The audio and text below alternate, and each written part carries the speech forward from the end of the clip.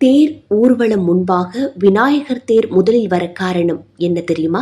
வாங்க தெரிஞ்சுக்கலாம். பெரிய பெரிய தேர்கள் அணிவகுத்து வரும்பொழுது ஒரு சிறிய தேர் மட்டும் ஏன் எப்போதும் எல்லாவற்றுக்கும் முன்னால் செல்கிறது என்று எப்போதாவது யோசித்ததுண்டா? எந்த ஒரு பிரம்மாண்டமான தேர் திருவிழாவாக இருந்தாலும் மற்ற தேர்களுக்கு முன்பாக விநாயகர் தேர்தான் முதலில் புறப்படும். இது ஏதோ ஒரு சாதாரண வரிசை முறை அல்ல. இதன் பின்னணியில் ஒரு வியக்கத்தக்க புராண ரகசியம் ஒளிந்திருக்கிறது. முன்னொரு காலத்தில் அசுரர்களை அழிக்க சிவபெருமான் தேரில் போர்க்களத்திற்கு புறப்பட்டார். 33 தேவர்களும் அவரை பின்தொடர்ந்தனர்.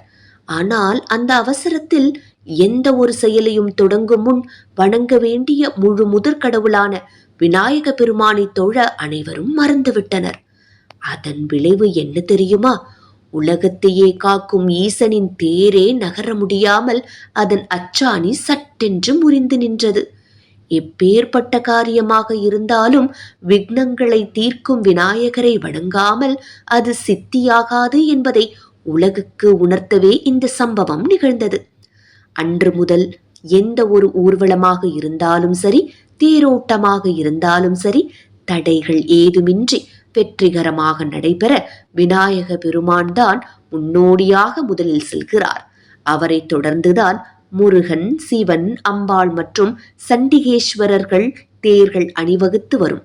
ஒரு மாபெரும் நிகழ்வை எவ்வித தடங்களும் இன்றி முன்னின்று நடத்தி செல்பவர் நம் பிள்ளையார்தான்.